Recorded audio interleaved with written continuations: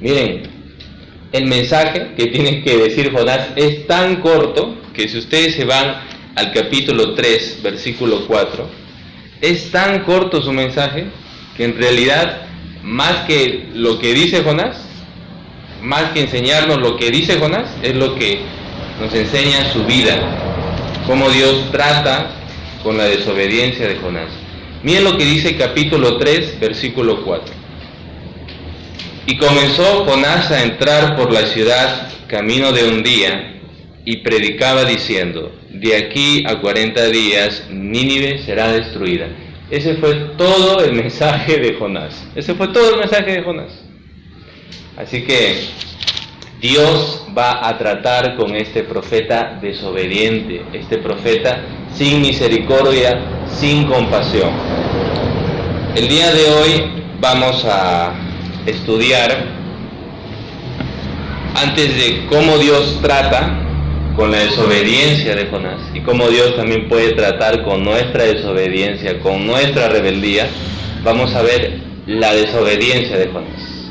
Ese es el tema para esta noche, la desobediencia de Jonás. Capítulo 1, justo vamos a iniciar la lectura del libro porque la semana pasada les había dado un bosquejito, que por cierto, los que no tienen, después pueden acercarse aquí a la mesa y adquirir ahí su bosquejo, es gratuito, así que no se cobra por eso. No es porque está el ofrendario, usted tiene que poner algo ahí. No, lo he dejado ahí de coincidencia, no vaya a pensar mal. Entonces después del culto, si no tiene el bosquejito de Jonás, ahí puede adquirir uno. Capítulo 1, versículos del 1 al 3, vamos a leerlo todos juntos, ¿sí? Ustedes me van a acompañar en esta lectura. Capítulo 1 de Jonás, versículos del 1 al 3. Hoy vamos a aprender la desobediencia de Jonás. Lo leemos juntos a la voz de 3, del 1 al 3. Versículos del 1 al 3 lo leemos juntos. 2, 3. Vino palabra de Jehová a Jonás, hijo de Amitai, diciendo: levántate y ve a Nínive, aquella gran ciudad, y pregona contra ella, porque ha subido su maldad delante de mí. Y Jonás se levantó para huir de la presencia de Jehová a Tarsis, y descendió a Jope, y halló una nave que partía para Tarsis, y pagando su pasaje, entró en ella para irse con ellos a Tarsis, lejos de la presencia de Jehová. Vamos a orar, encomendando este estudio bajo la voluntad de nuestro Dios. Padre amado, Padre bueno, Padre misericordioso, piadoso y bondadoso, clemente, tardo para la ira, como dice su palabra, en esta noche acudimos en confianza, sabiendo que usted nos hablará a través de esta voz espiritual, de esta voz profética, la voz de su Espíritu, que es su propia palabra. Señor, reconocemos nuestras faltas, sin embargo no queremos quedarnos en la desobediencia, quedarnos en la rebeldía, sino que usted nos levante, nos restaure, a través e iniciándose también por medio de este mensaje. Es lo que te pedimos, Padre, en el nombre de Cristo Jesús. Amén y amén. ¿Qué es lo que encontramos? En primer lugar, al leer el versículo 1, ¿cuál es la frase que encontramos? Vino palabra de Jehová, ¿no es cierto? Vino palabra de Jehová. Esta es una frase repetitiva.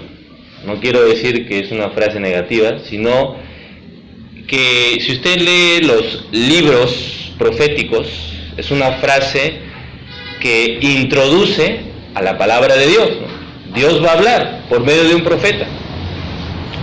A continuación, después que dice, vino palabra de Jehová, a Jonás presenta a ese portavoz, a ese profeta de Dios. Y por supuesto, como también empieza el libro de Isaías y otros proféticos, presenta de manera breve cuál es su parentesco de Jonás. Hijo de tal persona, hijo de fulanito, menganito. En este caso, Jonás es hijo de Amitai. Se sabe muy poco de este señor, Amitai. Y de Jonás también se sabe muy poco anteriormente. Encontramos en el libro Segundo de Reyes que Jonás vivió o fue contemporáneo al rey Jeroboam II del reino de Israel en el norte. Ya estaba dividido el reino de Palestina, el reino de Israel en ese tiempo. Y era un tiempo de prosperidad, era un tiempo que todavía los asirios, que llegaron a ser en el siglo VII a.C. un imperio dominante, los asirios todavía no habían dominado Israel. Le iba muy bien, eso es un poco la historia, ¿no?, a Israel en el tiempo de Jonás, y Jonás ministró, fue profeta en ese tiempo.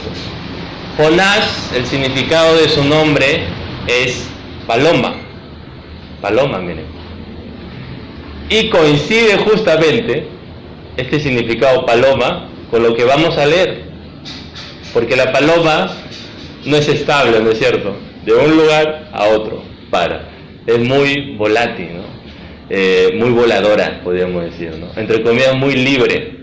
Jonás se creía así, alguien que no podía ser domado fácilmente. Miren, su nombre es paloma, pero se chocó con Dios, y con Dios nadie va a poder contra Dios, Entonces vino palabra de Jehová a Jonás, hijo de Amitai, diciendo, versículo 2, esta frase, levántate y ve, también se encuentra en otros pasajes. Por ejemplo, en el libro de Deuteronomio, cuando Dios le habla al profeta Moisés, igual, le dice, levántate y ve. En el libro de Reyes, cuando Dios le habla a Elías, del mismo modo, levántate y ve. Incluso en el libro de Jeremías también aparece esta frase, levántate y ve. ¿Cuál es lo obvio cuando Dios dice levántate y ve a alguien? Y mucho más, ¿no?, con mucha más razón, cuando Dios dice levántate y ve a un profeta. ¿Cuál es lo obvio? ¿Cuál es lo que se espera? Que el profeta obedezca, ¿no es cierto? Exacto. Verso 2, levántate y ve a Nínive, aquella gran ciudad, y pregona contra ella. Nínive no era una ciudad judía, no era una ciudad dentro del territorio de Israel, para nada. Nínive más bien era una ciudad excluida de aquellas promesas que Dios había dado a Abraham.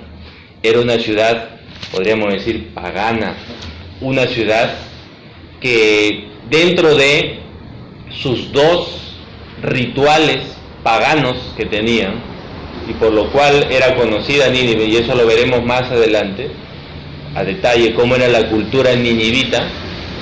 Ellos rendían culto a la fertilidad y también ellos hacían sacrificios humanos. O sea, Nínive, si un judío, cualquier judío, uno le pedía, ¿no?, anda y predica a Nínive, la verdad que no hubiera deseado ir para nada. Pero ¿cuál fue la razón de la desobediencia de Jonás? Porque mucho también se puede especular, y a veces nos gusta especular, ¿no? Habrá sido, seguro Nínive iba a ir a Jonás a Nínive y lo iban a matar, lo iban a apedrear. ¿Qué nos dice la Biblia de por qué Jonás desobedeció? Pero antes de eso terminemos de leer el verso 2.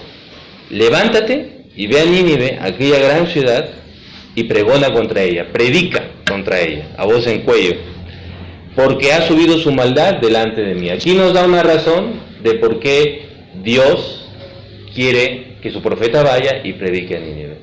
Aquí ya vemos una cualidad, una virtud, un atributo del Señor. ¿Cuál es esta? Dios es misericordioso.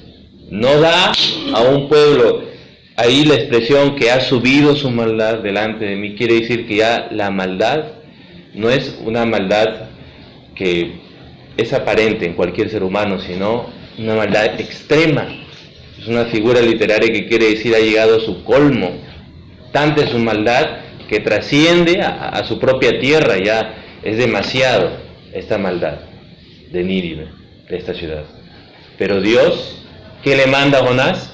Predícales. ¿Y por qué? ¿Y cuál es ese mensaje también?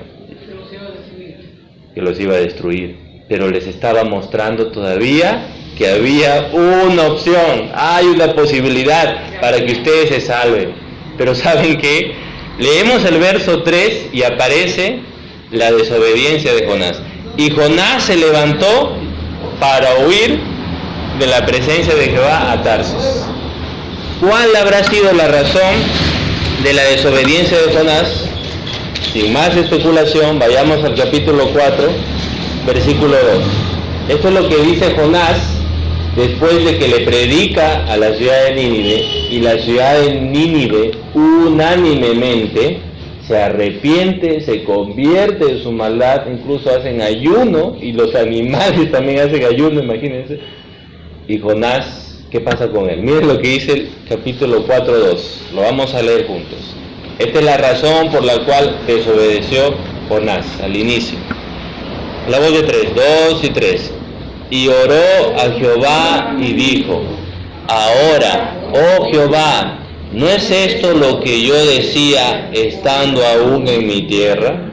Por eso me apresuré a huir a Tarsis, porque sabía que tú eres Dios, clemente y piadoso, tardo en enojarte y de grande misericordia, y que te arrepientes del mal. ¿Cuál fue la razón? Sabía que Dios era misericordioso. Así es. Miren, ¿no? Qué fuerte, ¿no? Qué fuerte que Jonás esté desobedeciendo a Dios justamente por este atributo de Dios, que Él es misericordioso. Y encima, ahí el contexto, si usted lo lee todo el capítulo 4, Jonás se enoja por la decisión que Dios toma. ¿Cuál fue esa decisión?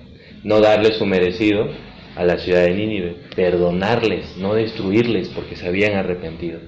Y esa es la razón de la desobediencia de Jonás. Miren, ¿puede pasar eso también con nosotros? ¿Puede pasar eso? Claro que sí. Que nos falte misericordia, incluso que nos falte el discernimiento para darnos cuenta que Dios es fiel y más bien nosotros somos infieles. Y encima a Dios le refutemos, ¿no? Porque estaba orando. Jonás estaba orando. Uno, si fuera Dios, ¿qué haría en este caso, no? Con su mal genio a veces que tenemos, ¿no? Te desaparezco, Jonás. Eres un blasfemo. ¿Qué estás hablando? Respeta primero, ¿no? Uno diría así: ¿con quién estás hablando, Jonás, no? Y encima te enojas y me cuestionas y eres rebelde a mi palabra, por lo que yo soy misericordioso. Te fulmino, ¿no? Así actuaríamos, ¿no? Te fulmino, porque muchas veces actuamos así en contra de las personas también, porque nos creemos muy santos, muy justos, muy merecedores de amor, ¿no? Muy merecedores de todo lo bueno, ¿no? Pero a otros que más bien les caiga, ¿no? Como dijo una vez Jacobo con los otros discípulos: Señor, ¿quieres que mandemos fuego del cielo y que los consuma a estos samaritanos, ya que te han rechazado a ti? ¿Se dan cuenta? Muchas veces actuamos así. Pero miren, Jonás desobedeció porque Dios era misericordioso, y eso no le quitaba excusa a Jonás, más bien lo ponía en una situación ridícula, podríamos decir, incoherente. Tanto así que, regresando al capítulo 1 y 3, Jonás, miren, ¿no? Jonás, y este es aporte del narrador o del que está escribiendo el libro de Jonás. Jonás se levantó, dice, para huir. Miren a qué punto llegó la rebeldía de Jonás: a una incoherencia, a una inconsistencia extrema de que quería, entre comillas, huir de la presencia de Jehová. Yo les pregunto, ¿es posible eso? ¿Huir de la presencia de Jehová? Miren lo que dice el Salmo 136. Vayamos ahí sin perder Jonás. Salmo 136. Que por cierto es un salmo muy contundente en cuanto al cuidado de Dios, en cuanto al conocimiento de Dios y en cuanto a la omnipresencia de Dios, que Dios está en todo lugar y Él está presto siempre a que las cosas puedan salir a nuestro favor. Él está siempre presto a bendecirnos, pero ¿qué pasa? Nosotros somos los rebeldes y los desobedientes. Miren lo que dice el Salmo 139, perdón. 139, versículos del 7 al 10. Vamos a leerlo juntos, ¿sí? Salmo 139, del 7 al 10. Lo leemos juntos, 2 y 3. ¿A dónde me iré de tu espíritu? ¿Y a dónde huiré de tu presencia? Si subiere a los cielos, allí estás tú. Y si en el Seol hiciere mi estrado, he aquí, allí tú estás. Si tomare las alas del alba y habitar en el extremo del mar, aún allí me guiará tu mano y me asirá tu diestra. ¿Qué cosa quiere decir eso? Que este salmista, el que ora, no va a poder huir de la presencia de Dios. Aunque vaya, dice, a esa parte más alta del alba, ¿no? Donde quizás ningún ser humano puede ir, ¿no? Al extremo del mar. Y finalmente Jonás, ¿a dónde llegó? ¿Dónde terminó Jonás por su desobediencia?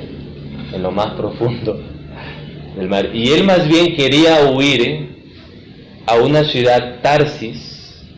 No tenemos aquí un mapa a la mano, ni tampoco están en los mapas de la Biblia.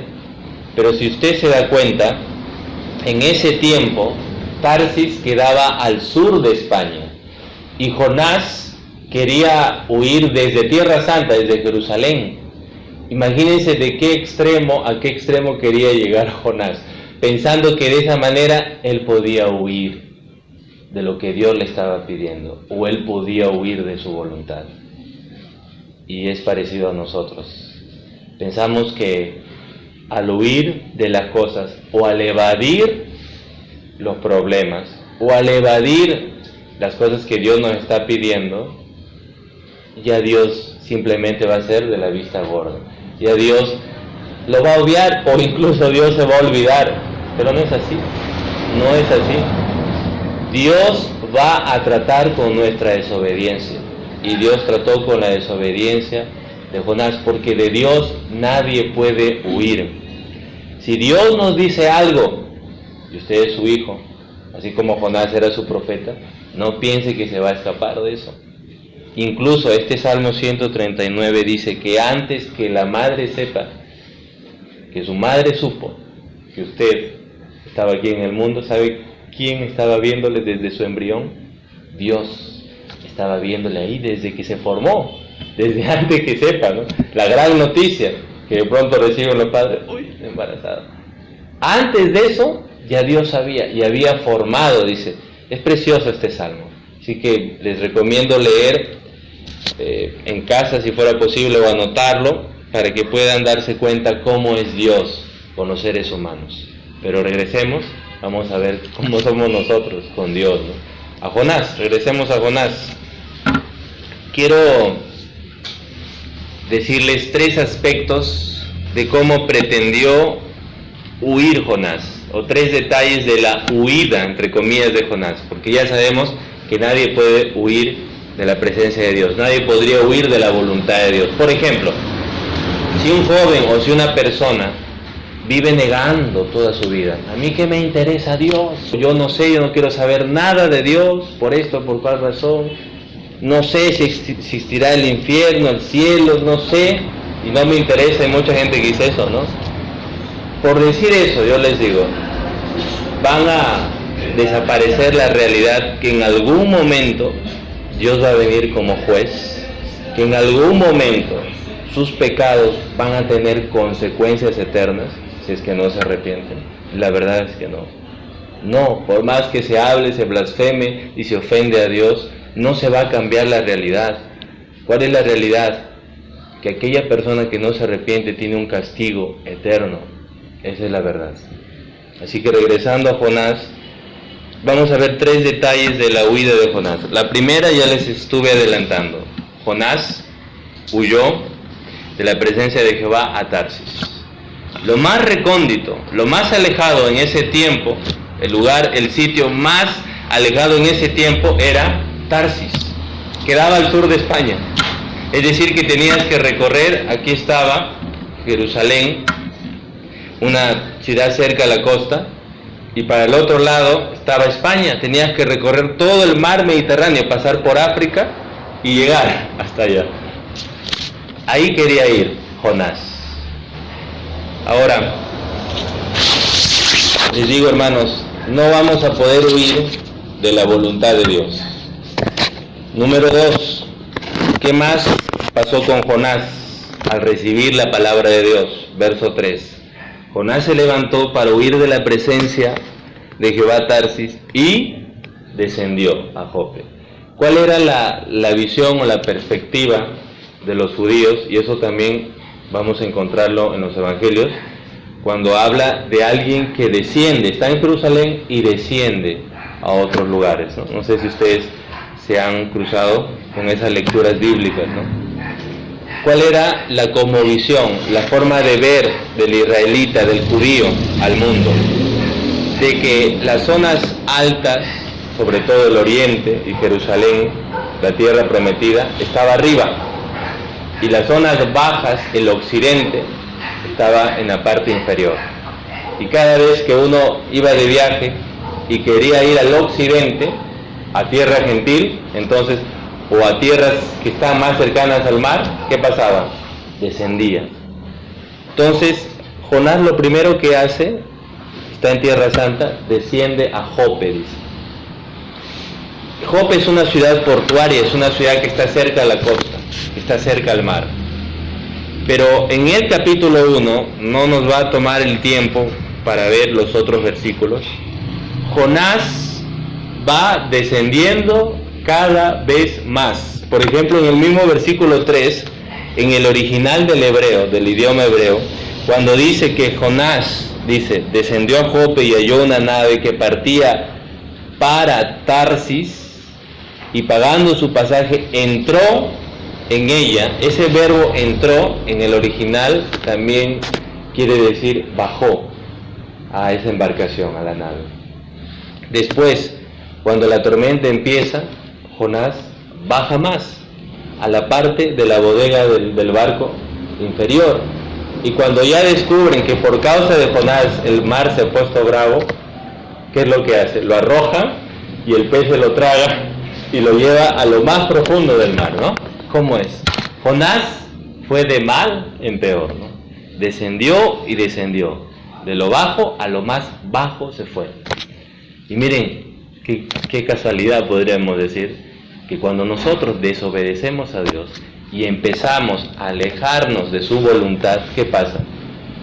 Empieza ese proceso de descender y de descender.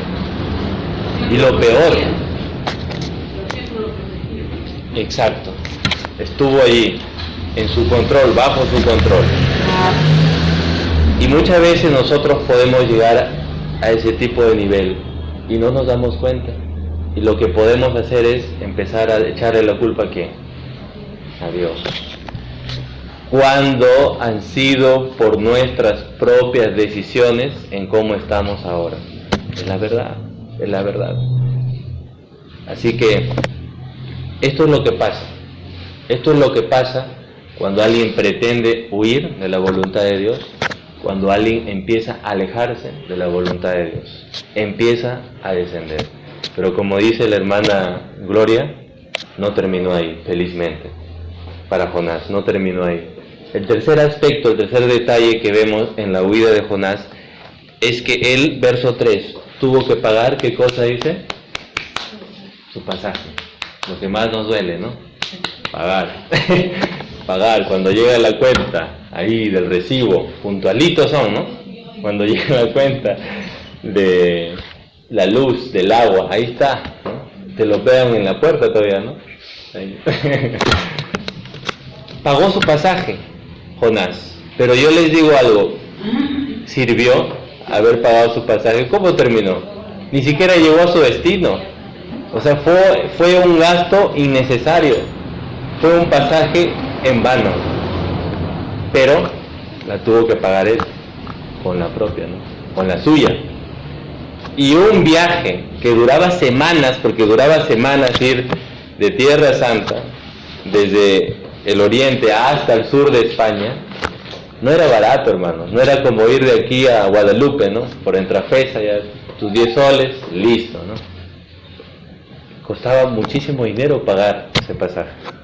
Era recorrer todo el mar Mediterráneo, mira. Era como ir a un crucero en ese tiempo, ¿no? Imagínense, semanas de semanas ahí viajando. Pero ¿quién pagó? Jonás. Eso pasa también con nosotros, ¿no? ¿Quién paga las consecuencias? Dios te advierte, Dios no lo va a pagar, la vas a pagar tú, las consecuencias de la desobediencia.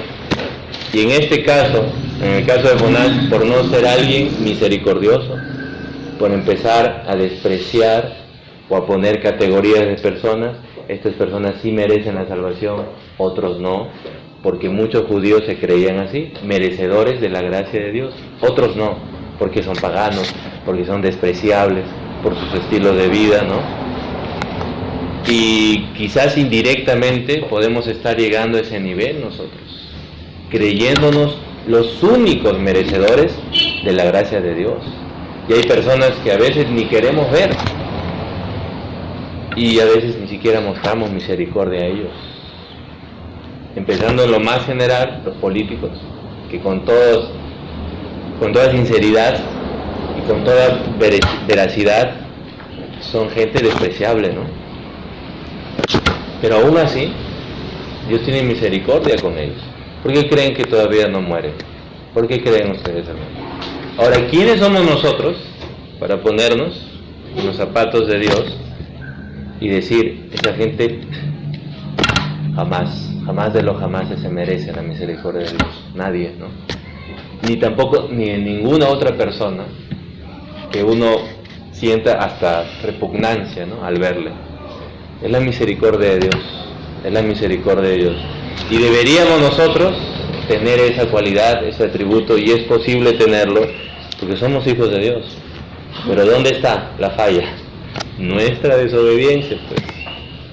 Nuestra terquedad en no obedecerle a Dios. Finalmente, alguien dijo lo siguiente: siempre sucede de esta manera. Cuando huyes del Señor, nunca llegas donde querías llegar, y siempre acabas pagando el billete.